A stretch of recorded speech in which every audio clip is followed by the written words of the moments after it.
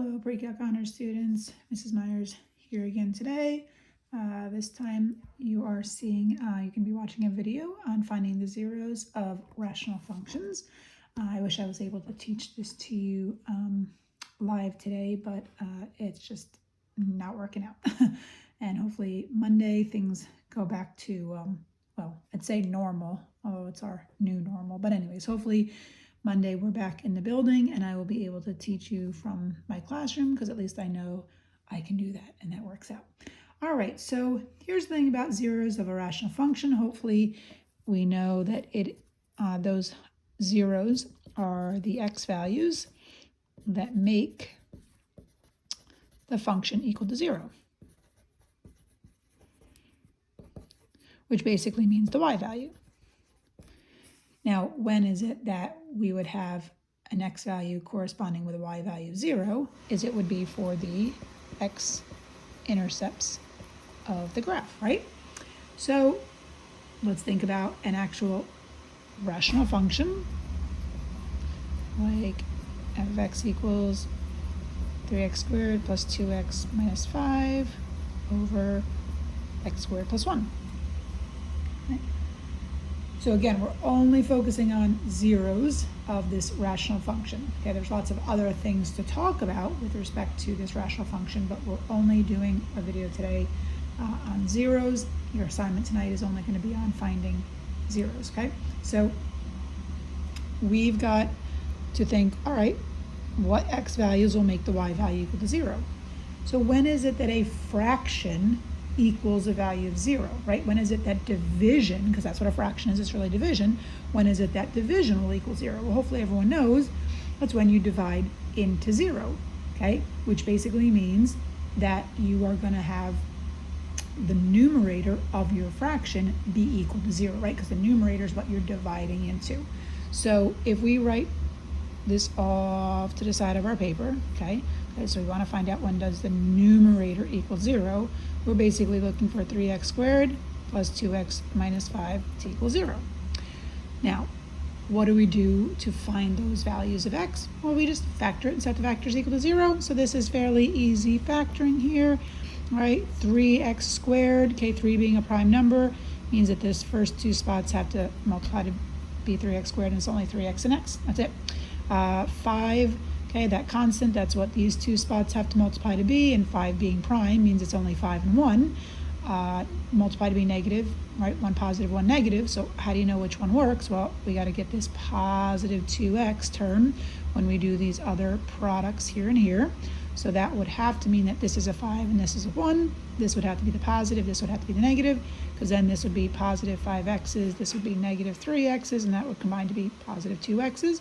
So what do we do when we have our factors multiplying together to equal 0? Is we say, well, one of these factors had to equal 0, and then we just solve, right?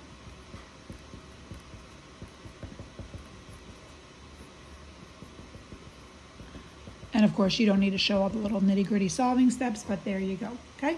So if we're basically saying what are the zeros of this function, we would say that they are negative 5/3 and positive 1. Well, what does it mean when we say we just found the zeros of those functions? It means we have found x-intercepts of the function, which would be the coordinates negative 5/3, 0, and 1, 0. Okay, so let's take a look at some more. Okay, how about, okay, another example where f of x is equal to 3 over x squared minus 4. All right, so again, finding the zeros means you let the y be 0, which f of x is just a fancy way of saying y. Well, when is it that a rational function will equal 0? It's when the numerator is 0, because that's division into 0 is what gives you 0. But if we do that, we write off to the side of our paper, right? When is the numerator equal to 0? Well, is there any x value that would make that numerator equal to 0? No, right? You can't solve for an equation in terms of the x variable when you haven't even written an equation that involves the x value. So what would that mean about the zeros for this rational function? It means that there are none. And what does that mean? It means that there are no x-intercepts for this rational function. Okay, one more. Let's take a look at f of x equals x squared minus 16. over x squared plus 4x, okay? So as we've just done a couple times already, right? Finding the zeros means let the y be 0, meaning f of x be 0. That means when is the numerator equal to 0? Okay, so that means we're going to think about the equation 0 equaling x squared minus 16, or x squared minus 16 equals 0. And this is very easily factored, and set the factors equal to 0. All right. So anyway, here's the thing that we got to think about though. Does this particular rational function that I've just given you really have those two zeros of -4 and +4? Okay, I'm going to put a little question mark here. We're going to come back and think about that. Does that really mean, right, that this rational function graph would have two x-intercepts of -4, 0, and 4, 0? Okay, and the reason I'm asking you about that for this particular rational function is because this one is a little bit different than the other ones that I've shown you so far, in that there is an x value. In fact, there are two x values that make the denominator 0. Granted, that was the case with the previous problem. There are two x values that make the denominator 0. We didn't have anything to talk about with respect to this first one because x squared plus 1 can never equal 0. All right, but anyways, when there are x values that make your denominator 0, as you already saw from the previous homework, those excluded x values are potentially going to make a vertical asymptote, for the graph. Now, as I kind of alluded to, at least with the period 2 class, I'll probably allude to it with you guys period 5 as well. I haven't taught you guys yet because I'm making this video in between the two classes.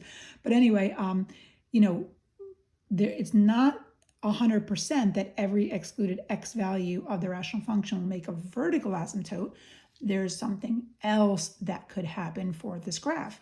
And actually that it's that the graph could have a hole in it.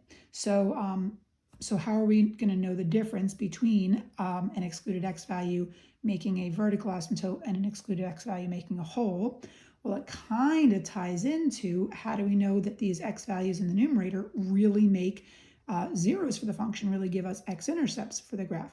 Okay, and that is, do you have any x values in common that make the numerator 0 and the denominator 0 at the same exact time? Okay, so when we look at this numerator here, right, we obviously already factored it to see, what makes the numerator equal to 0. Well, look at the factored form of the denominator as well, and hopefully what you guys see is that there's a common factor that can divide out. So this rational function actually simplifies to be, let me actually see if I can go back here. That simplifies to just be x minus 4 all over just x, right? So now when I'm talking about setting the numerator to 0, I no longer have the quantity of x plus 4 in it. So really, I'm just thinking, okay, when I'm going to set the numerator to 0, what value of x makes the numerator 0? 4. And only the numerator 0, which means that the entire function would equal 0. So we don't have this x value of -4 as a 0, because what happens is that x value of -4 makes the function undefined. So there's no way it could make the function 0 when it makes the function undefined. So this is not going to be an x-intercept for the graph. The graph is not defined at the x value of -4. Now, what we will explore next week is why that actually is an x value of where there's going to be a hole. It's actually going to be the x coordinate of a hole, but I don't want to get into that right now. It's definitely something that we're going to explore next week. We're going to make xy tables for it, just the way you guys made xy tables in your homework last night, to kind of really see, vertical asymptotes and horizontal asymptotes happening. We'll do that next week when it comes to the holes. So anyway, right now, to kind of just recap everything that I just said, fairly straightforward.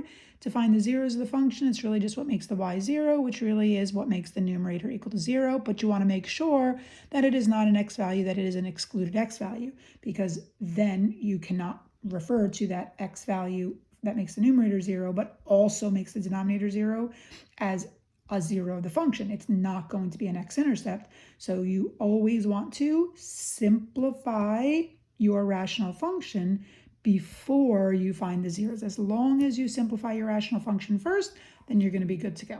All right, so hopefully that is good, and then you'll be able to do the assignments that are posted from the textbook.